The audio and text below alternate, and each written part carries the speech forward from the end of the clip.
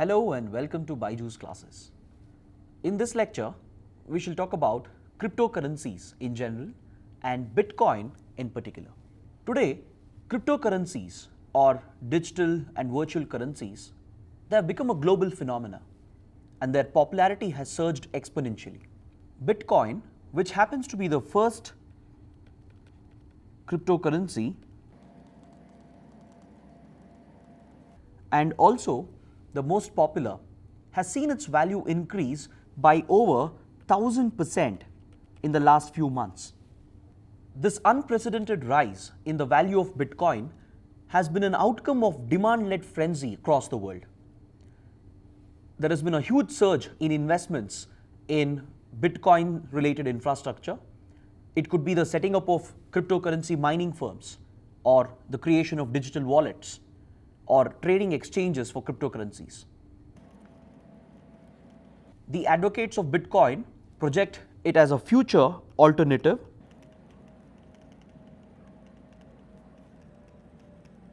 for monetary transactions. It is said that the design and the structure of Bitcoin hits at the very foundation of a traditional economy. In a traditional economy, the monetary system is highly centralized and it is largely controlled by the government and banking institutions. And as far as our traditional understanding of transactions are concerned, Bitcoin represents a paradigm shift to a decentralized monetary system. On the other hand, the detractors of Bitcoin, they have expressed their concern over its volatility and as well as the lack of regulatory framework with regard to cryptocurrencies and also the risk of cyber theft and its potential for misuse, which can be clubbed as the security risks associated with Bitcoins. So the detractors have largely focused their concerns on these areas with regard to volatility in Bitcoin markets, lack of regulatory oversight, and the risk of cyber theft and as well as the potential for misuse. So these concerns have been flagged by the detractors of cryptocurrencies. And these concerns have made governments and as well as central banks across the world to issue advisories to investors so as to caution them about possible pitfalls. So in this context, as an aspiring civil servant, you would be expected to have a basic understanding of how cryptocurrencies work. We need to understand the technology and as well as the economics behind cryptocurrencies. Plus, we need to develop a critical analysis of the impact of cryptocurrencies on the global economy. And finally, we will evaluate the impact of cryptocurrencies from the Indian context, and we'll also talk about the position of the Indian government and the Reserve Bank of India. So these areas will be relevant for both prelims and as well as for mains. So in this lecture, we shall see how cryptocurrencies work. We will analyze its impact and evaluate the regulatory and security concerns surrounding Bitcoins. So first we'll talk about the origin of Bitcoin. The idea of Bitcoin was first proposed in the year 2008 in a paper published by an anonymous person who operated under the pseudonym Satoshi Nakamoto. The identity of Satoshi Nakamoto is not known to this date. He continues to remain anonymous. But Satoshi Nakamoto could very well be an individual or even an organization. Then later, in January 2009, the Bitcoin network came into existence. It was in January 2009 that the first open source Bitcoin client was released. So essentially, Bitcoin is an open source algorithm,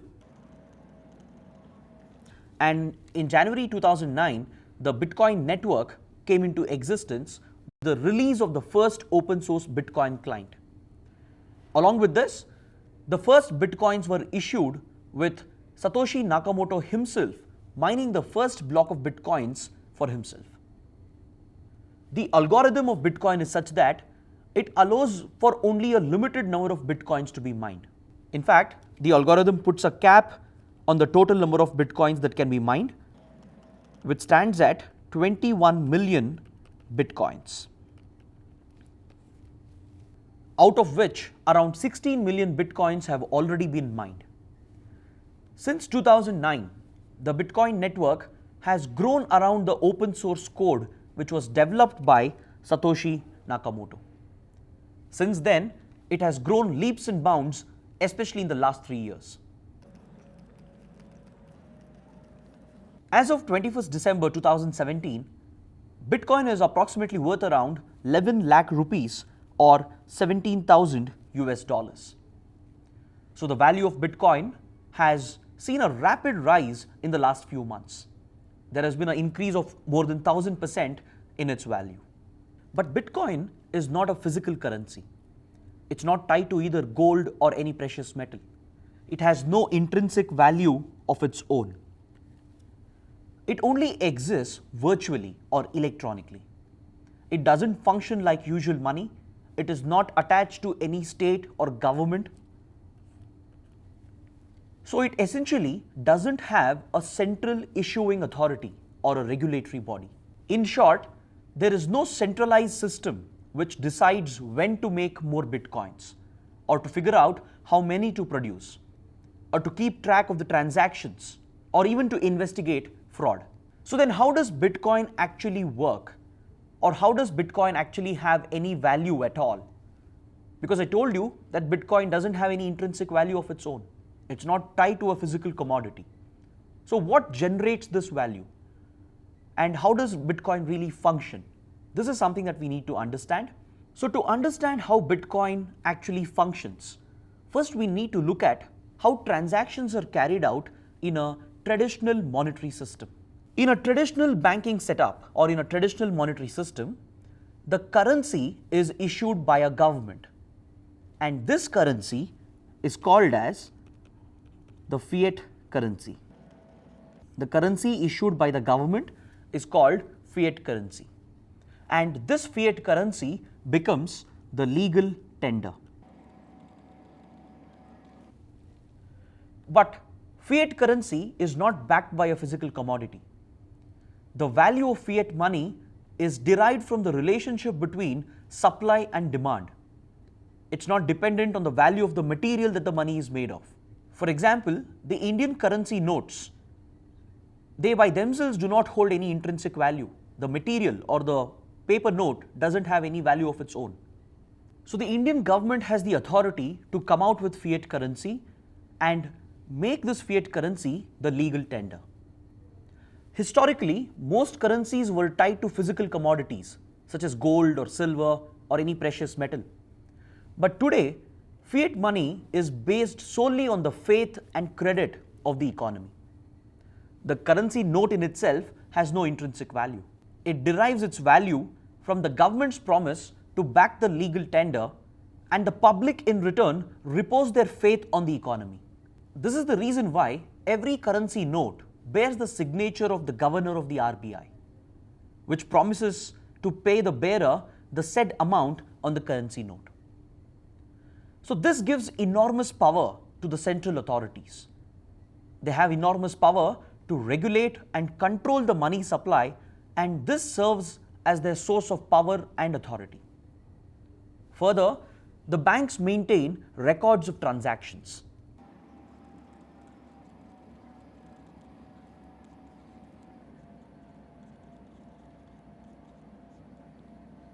In their own ledger, or essentially a database, and this is done in accordance with the guidelines of the central bank.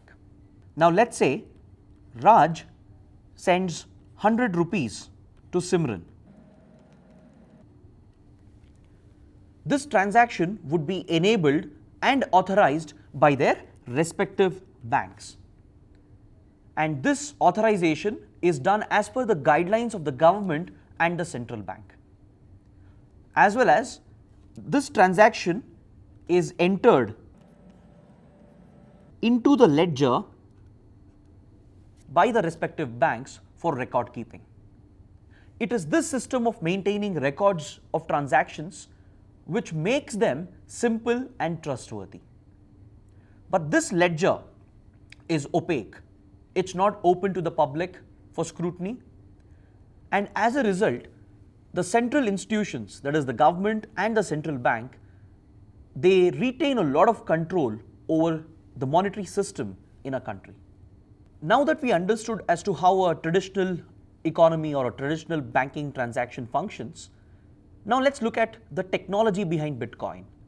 Let's compare this with how Bitcoin functions. The Bitcoin model challenges the centralized control over money supply and as well as record keeping of transactions.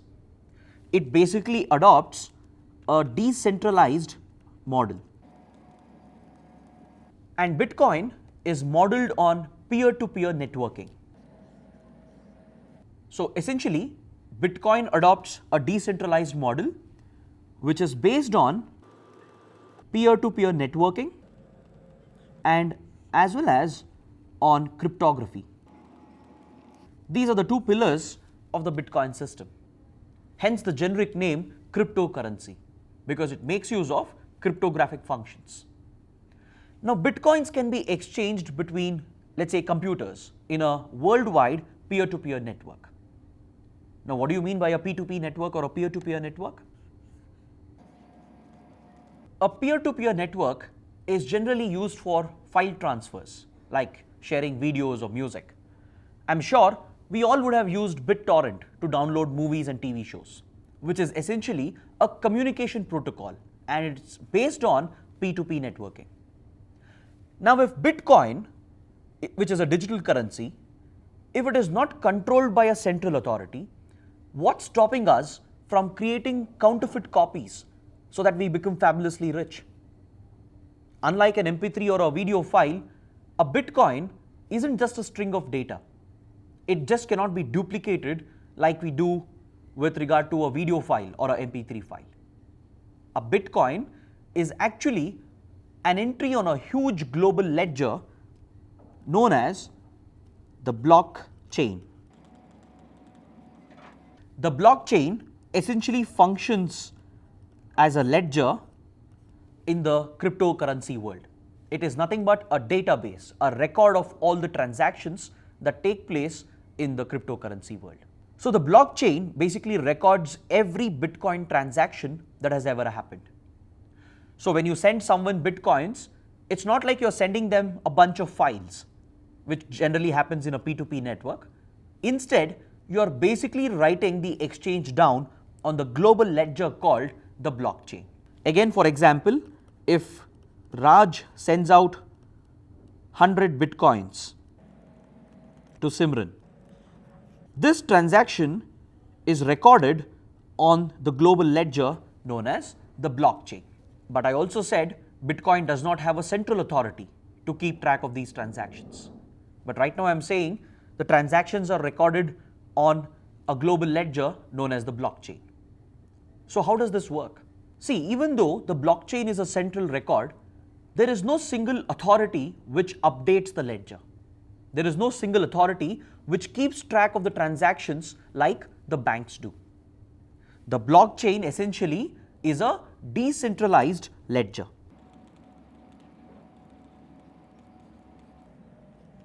In this image, we can see a peer-to-peer network being represented over here.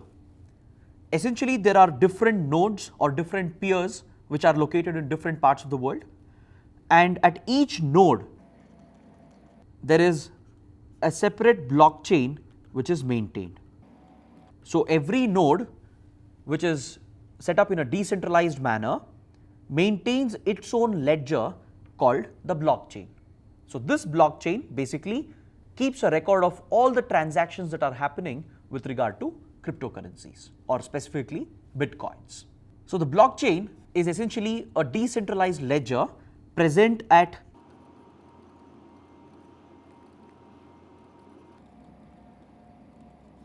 every peer or node in the network. And this ledger is completely open to the public. In fact, anybody can volunteer to keep the blockchain updated with all the transactions. This system works efficiently because there are lots of people keeping track of the same thing. They try to make sure that all the transactions that are recorded are accurate. And each transaction is recorded in all the blockchains present at each and every node. And this transaction has to match with what is recorded in each and every blockchain. So basically, one entry into a blockchain has to correspond with the entries in other blockchains. And any attempt to cheat or carry out fraud or even a mistake in the entry will result in the transaction being nullified. This is how the algorithm has been designed. And this system of record keeping through blockchains makes Bitcoin a truly decentralized and efficient monetary system. You can basically think of each page in the public ledger as a block of transactions. And eventually, each node will contain pages and pages of information or a chain of those blocks. Hence the name blockchain. Now the next question that we get is, if thousands and thousands of people or volunteers, if they are separately maintaining blockchains, then how are all the ledgers kept in sync? How come all the blockchains which are located at different nodes in the network, how are they synchronized? To understand this, imagine a Bitcoin network of millions of peer-to-peer connections, where some people are just exchanging Bitcoins, but lots of volunteers are maintaining the ledgers. So if you have to send or receive Bitcoins, first you have to announce the transaction to the entire network. Basically, the sender, he has to announce the transaction to the entire peer-to-peer network, so that the volunteers or the people who are keeping track can update the ledgers or the blockchain. So when the ledgers are simultaneously updated across the world, that is across the peer-to-peer network, this authenticates the transaction. So for every transaction, you are announcing a few things to the Bitcoin network. One, you are announcing your account number, or basically the sender's account number. Second, you need to announce the account number of the recipient.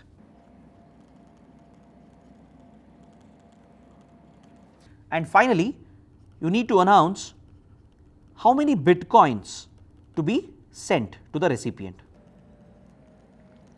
So these are the three things that a sender has to announce to the entire peer-to-peer network or the Bitcoin network. So once the announcement is made and once the transaction is carried out, all the volunteers who are maintaining the ledgers or blockchain, they simultaneously update the blockchain. So once the transaction matches with the entries in all the ledgers which are present at each and every peer or each and every node, the transaction will be authenticated. And all of the users who are keeping copies of the blockchain will add your transaction to the block. So it is this system which ensures that blockchains are in synchronization. And this seems to be a pretty safe method since multiple nodes are involved in authenticating your transaction. But this also presents a huge security risk, especially because your account numbers, they stand exposed in an open network. Now with regular money, you have the banks to monitor any suspicious activity. They can even shut down or even reverse a transaction. But with Bitcoin, there is no such central authority. So how does Bitcoin address this problem? How does Bitcoin resolve the security problem? This is where cryptography comes in. Right now we were talking about the decentralized model of Bitcoin, which is established through peer-to-peer networking, where there are different nodes which are maintaining different ledgers called blockchains. But a peer-to-peer network might be a huge security risk. So the security of the system is ensured through cryptography. Bitcoin stays safe because of the usage of encrypted keys. When you create an account on the Bitcoin network in the form of a digital wallet, that account is linked to you. When you create an account on the Bitcoin network in the form of a digital wallet, that account is linked to two unique keys. One is a public key and second is a private key.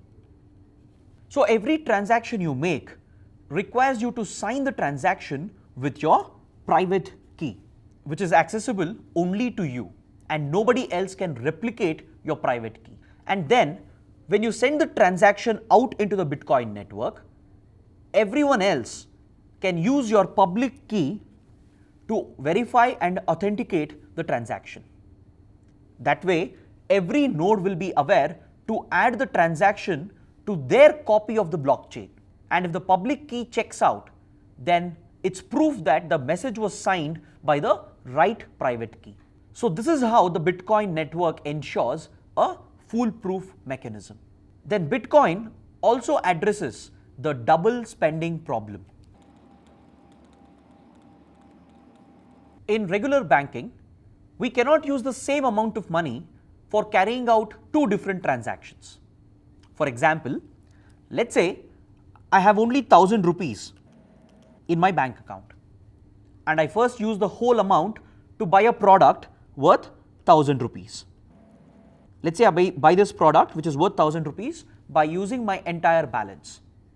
Now, if I attempt to buy another product of the same value or of any value, the bank will deny this transaction because the ledger of the bank or its database, it reflects the previous transaction and the bank knows that I have no balance left and thus it denies double spending on the same amount.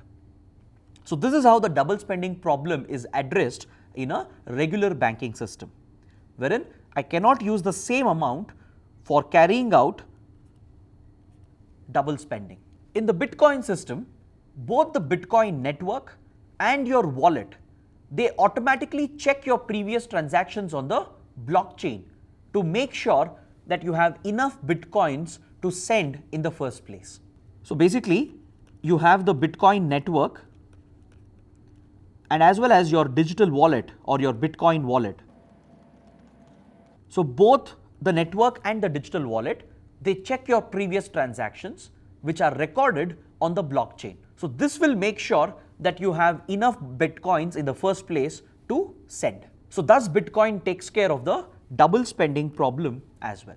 Now, this distributed method of verification, where each and every transaction is verified at each and every node, it can affect timely relaying of information due to network delays.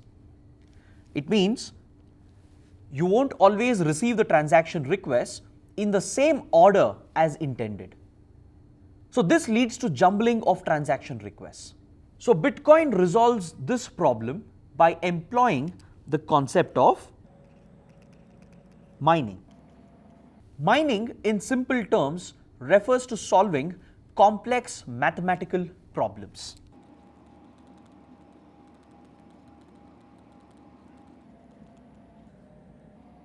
To add a block of transactions to the blockchain, each person or volunteer who's maintaining a ledger, he has to solve a special kind of math problem. And this math problem is created by a cryptographic hash function. A hash function is an algorithm. It essentially takes an input of any size and turns it into an output with a fixed size.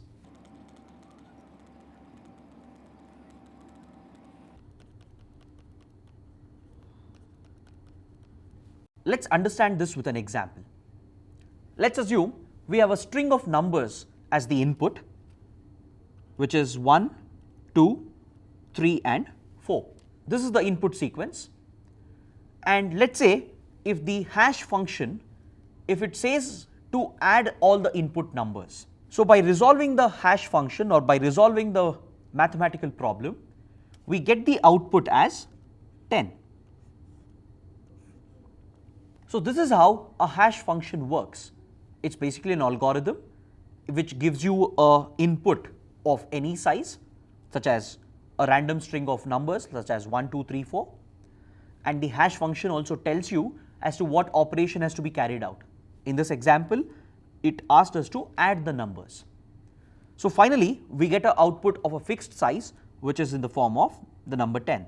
The sum of 1, 2, 3, 4 gives us 10. But what makes hash functions really good for cryptography is that when you're given an input, it's really easy to find out the output, but it's really hard to take an output and figure out the original input. Even in this simple example, there are many input possibilities which can give the output as 10. For example, the input sequence could have been 5 plus 5, or the input could be 3 plus 3 plus 3 plus 1, or it could be 6 plus 2 plus 2, etc. So the only way to figure out that the input was 1, 2, 3, 4 is to guess until you get it right. And computers can make such a guess only through brute force, which is basically a random guess. It's only through brute force that the computer system can predict all the possible combinations until it hits the right sequence, which honestly is a very difficult exercise, because when the bit size of the string increases, it will lead to millions of possible input combinations. So a brute force guess is both time consuming and resource consuming.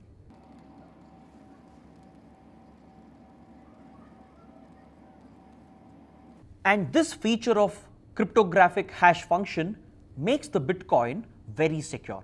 Now the hash function that Bitcoin uses is called the SHA-256. It stands for Secure Hash Algorithm 256 bit. And this particular hash function was originally developed by the United States National Security Agency. So the secure hash algorithm 256 bit is what makes Bitcoin transactions extremely secure. In fact, computers that are specifically designed to solve SHA-256 hash problems, they take on an average around 10 minutes to solve the problem. So these specialized computers, which are designed to solve SHA-256 problems, they take on an average 10 minutes to guess the solution to each input. That means the computers have to run billions and billions of calculations before they get it right.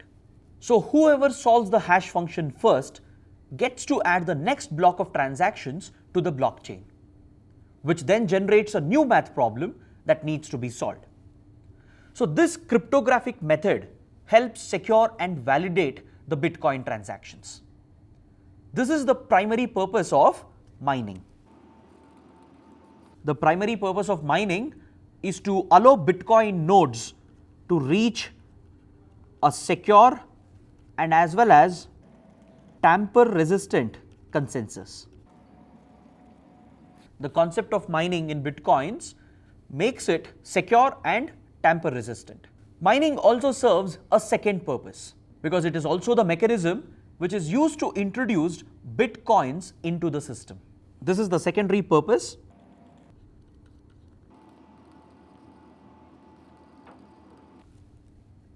So these volunteers who crack the hash function and keep the blockchain updated, they spend thousands of dollars on specialized computers and as well as hardware which is designed to solve the SHA-256 problems. And this huge investment by the miners, it shoots up their electricity consumption to sky-high levels to just keep these machines running.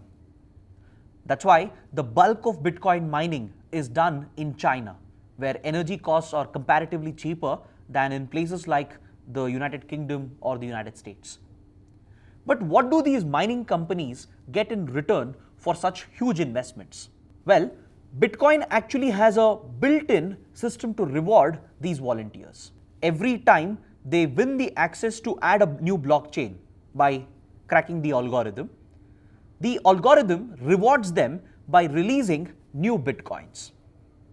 And it is awarded to the mining firm as an incentive. So every single Bitcoin that exists today was created to reward a Bitcoin miner. Miners also get a small transaction fee for each entry into the ledger. So this is how the mining firms sustain themselves. One, they are rewarded with Bitcoins for cracking the algorithm. Second, they also get a small transaction fee for each and every entry into the blockchain. Now, doesn't it seem logical to have invested heavily in the initial years on huge computing systems to garner as many Bitcoins as possible? But if that were the case, the value of Bitcoin would have saturated by now. But Satoshi Nakamoto was a genius. The algorithm has been designed in such a manner that the hash function becomes progressively more difficult to crack. So the more the Bitcoins mined, greater will be the difficulty of the next problem. As of today, only around 5 million Bitcoins are left to be mined. Out of 21 million Bitcoins, already around 16 million Bitcoins have been mined.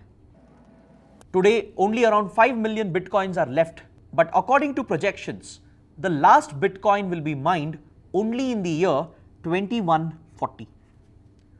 This is due to the increasing complexity of problems, which will take a longer time to crack, and it will require greater investments in computing systems and as well as in electricity.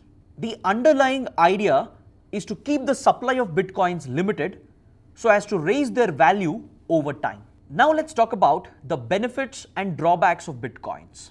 The first benefit is that Bitcoin transactions are irreversible. Once a transaction is confirmed, nobody can reverse it. This is both an advantage as well as a disadvantage. The advantage is that nobody controls your transactions. No one can reverse them. But let's say your Bitcoins are hacked. Then there is no way of getting them back either. Next, we'll talk about the pseudonymous feature of Bitcoins, or the anonymity feature. Neither the transactions nor the accounts are connected to real-world identities. You receive Bitcoins on so-called addresses, which is basically a random set of around 30 characters. The name and the identity of the sender and the receiver is never known. It is never released to the peer-to-peer network. While it is usually possible to analyze the transaction flow, it is not necessarily possible to connect the real-world identity of the users with these addresses.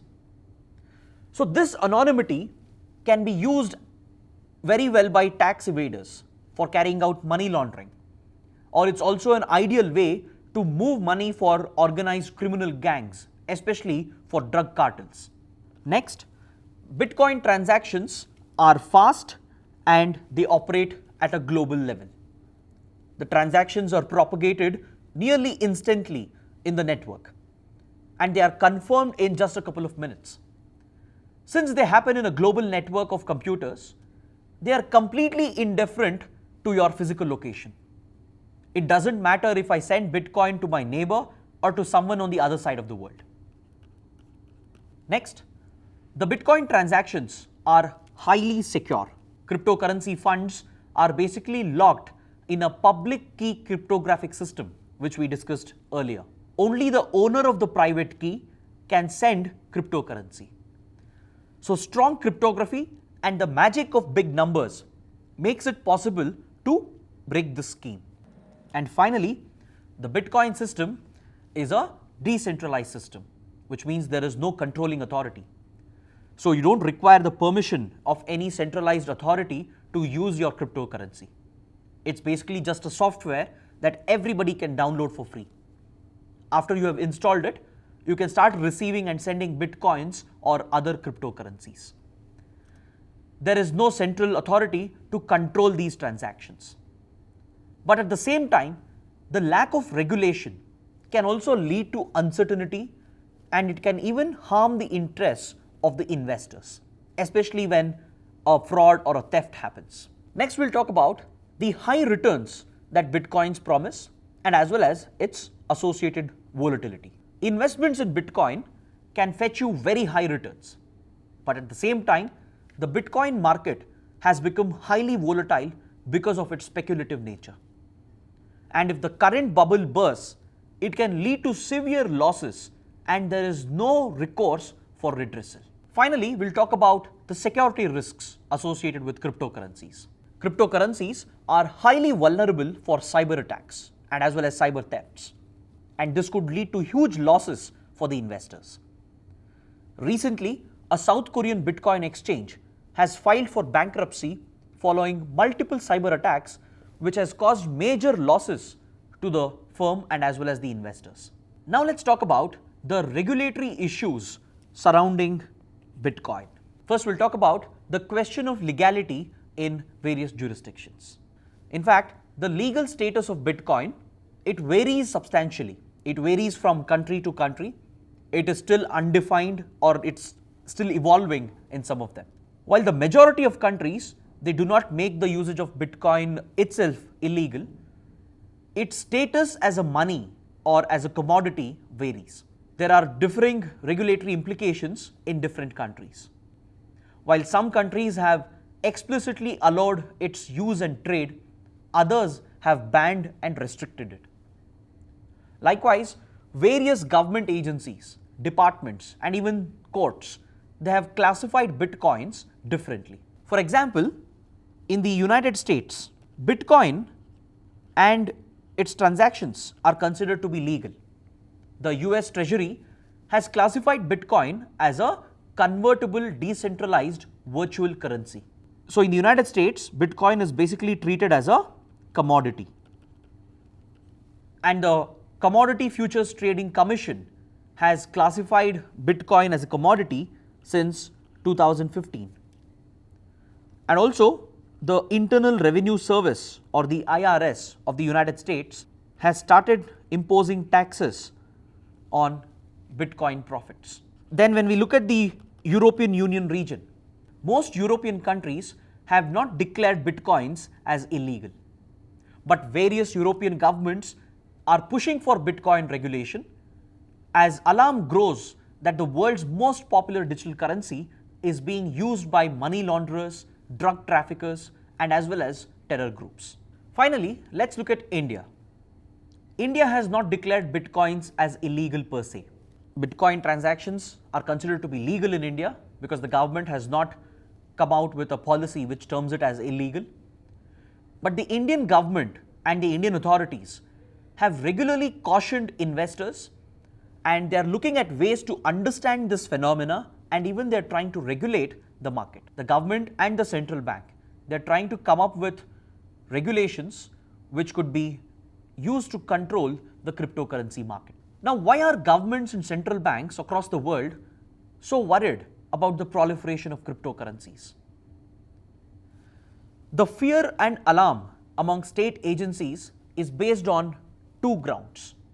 One, the threat to traditional control over money supply. The structure and design of cryptocurrencies, they hit at the very foundation of a traditional economy. The governments and central banks, they draw their power over money supply from the fact that they control it. Now, with the rise of cryptocurrencies as an alternative currency, it might snatch away this controlling power that the state institutions have traditionally enjoyed. Second, the state agencies are worried about the impact on the economy and as well as the potential cyber risks associated with Bitcoins. There have been many reported cases of cyber theft, cyber fraud, and as well as millions of Bitcoins have already been lost due to these attacks. I already told you, Bitcoin transactions cannot be reversed. So if you lose your Bitcoins in a cyber attack, there is no way of getting them back. There is no recourse which is available. There is no authority with which you can plead and you can appeal and even lodge a complaint. Plus, the anonymity that Bitcoins provide has made it the favored currency for various criminal groups. It could be drug dealers, it could be crime syndicates, terror groups, etc. These concerns have triggered alarm bells within government institutions, since the world of cryptocurrencies is completely unregulated. Now let's look at the Indian position in greater detail.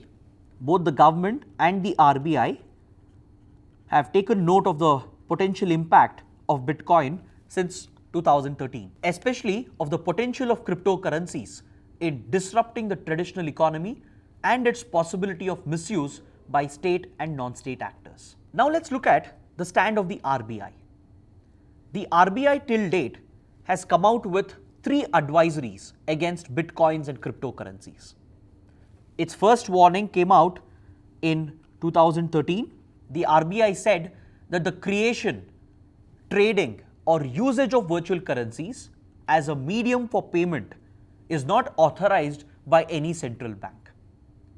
So this was the first advisory that the RBI came out with in the year 2013. Then later, RBI came out with its second warning in February 2017. The RBI basically reiterated that it has not given any license or authorization to any entities to operate such schemes or deal with Bitcoin or any virtual currency. The regulator categorically said that any investor or trader dealing with virtual currencies will be doing so at their own risk.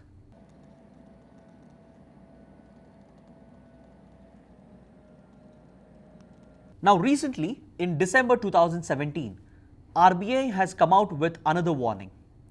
It has reminded the investors of its earlier concerns. The RBI listed out some risks that virtual currencies pose to investors. So let's look at some of the concerns that have been highlighted by the RBI. In all these advisories, RBI has spoken about the security risks associated with cryptocurrencies. The RBI says that virtual currency, which is stored in digital form in the digital or electronic media, which is also called as the electronic or digital wallets, and these digital wallets, they are prone to losses arising out of hacking, loss of password, compromise of access credentials, malware attack, etc. Since they are not created by or traded through any authorized central registry, the loss of e-wallet could result in the permanent loss of the virtual currencies held in them. Then second, the RBI talks about the lack of recourse in case of any grievances. Payments by virtual currency, they take place on a peer-to-peer basis. We already saw that there is no central authority. So there is no regulation of these payments. As such, there is no established framework for recourse to customers if they face problems or disputes. As such, there is no established framework for recourse to customer problems and disputes. So this lack of recourse has also been pointed out as a drawback by the RBI. Third, RBI talks about the lack of intrinsic value to a Bitcoin and the problems of a speculative market. There is no underlying or backing asset for virtual currencies. Their value seems to be a matter of pure speculation. So this leads to huge volatility in the market. So the investors are exposed to potential losses on account of such volatility in value. So in case this bubble bursts, in case the value of Bitcoin drops down significantly, then definitely the investors are at risk. They are susceptible to the speculative nature of the Bitcoin market, and they are also susceptible to the fact that there is no intrinsic value attached to the Bitcoin. RBI's next concern is about the differing nature of legal status in various jurisdictions. We already saw that cryptocurrencies in general have a different legal status in different countries. So cryptocurrencies are being traded on exchange platforms which have been set up in various jurisdictions. And the legal status of cryptocurrencies is also unclear. Hence, the traders of virtual currency on such platforms, they are exposed to legal as well as financial risks. So this is exactly what the RBI is concerned about. And finally, RBI points out the usage of cryptocurrencies for illicit or illegal activities. It has been reported that the usage of digital currencies are largely for illicit and illegal activities. The absence of information of counterparties in such a peer-to-peer anonymous system could subject the users to unintentional breaches of anti-money laundering and combating the financing of terrorism laws. Bitcoins and other cryptocurrencies are regularly used by organized criminal groups. So this poses a huge security risk as well. So these are the concerns that RBI has pointed out in the 3 advisories that it has issued since 2013. Now finally, we'll look at the position taken by other state agencies in India. First, we'll look at the position of SEBI, that is the Securities Exchange Board of India. In December 2017, the SEBI has said that if Bitcoin is considered as a commodity derivative, then SEBI might have to regulate it. It draws a comparison with the United States, where Bitcoins are considered to be a commodity, and SEBI's counterpart is the one who is regulating Bitcoins in the United States. So recently, SEBI said that if Bitcoin is treated as a commodity, like the United States does, then the regulation of Bitcoin should be the responsibility of the SEBI. Next, we'll talk about the IT department. Though there is no mention of cryptocurrencies in the IT Act, income tax will still have to be paid on any capital gains which is accruing from cryptocurrency transactions. In fact, in December 2017, the IT department has surveyed major Bitcoin exchanges in India. And this was done to collect information about transactions and check whether there was a risk of tax evasion. So the IT department has said that it has issued notices to high net worth individuals who were carrying out trading in Bitcoins. So it is expecting them to pay a capital gains tax on the profits gained through trading in cryptocurrencies. Next, we'll talk about the Enforcement Directorate, also known as ED. The Enforcement Directorate is planning to check for potential violations of foreign exchange rules under the FEMA Act.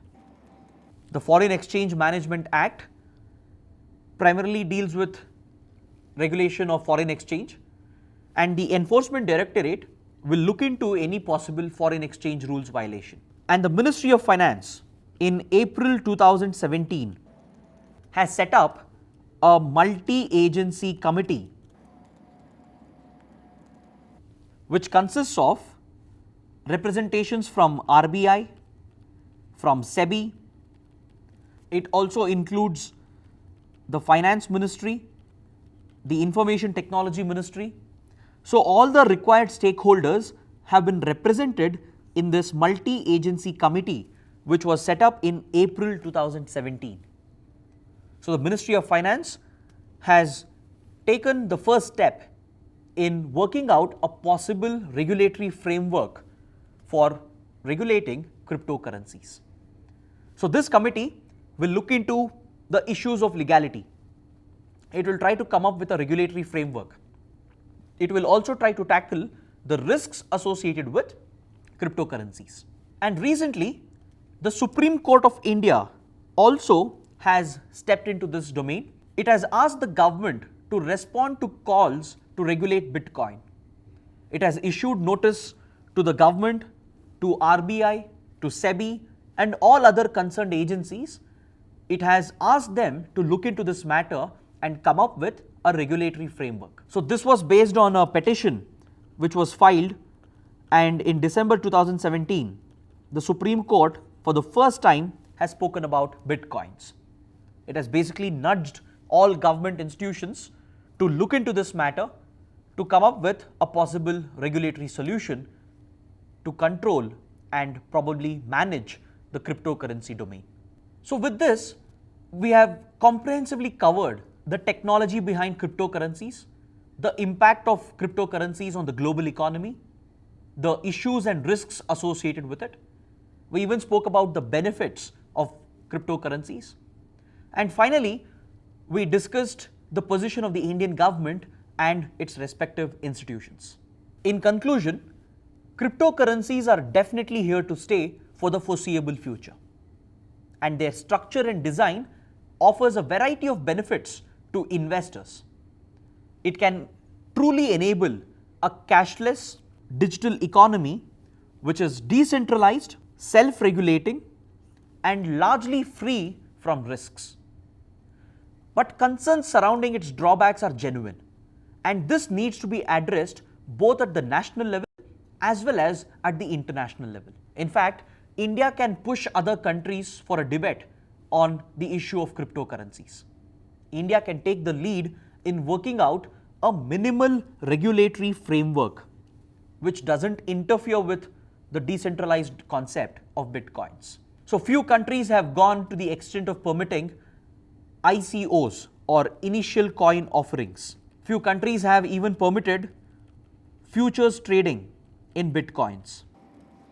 This can be used as a reference for countries like India to come up with a minimal regulatory framework, so that this framework shouldn't disturb or impede the decentralized concept of cryptocurrencies. At the same time, it should be enough to address all the security risks associated with bitcoins. Such a favorable regulatory framework will help address most of the issues. It can also secure the interests of the investors. But for the short term, governments and banks, they need to watch out for the high volatility in bitcoins. They should also educate the public about the risks associated with such investments. They should also check the usage of digital currencies for illegal activities. But only time will tell whether Bitcoin is truly a future alternative currency or just another bubble which is about to burst.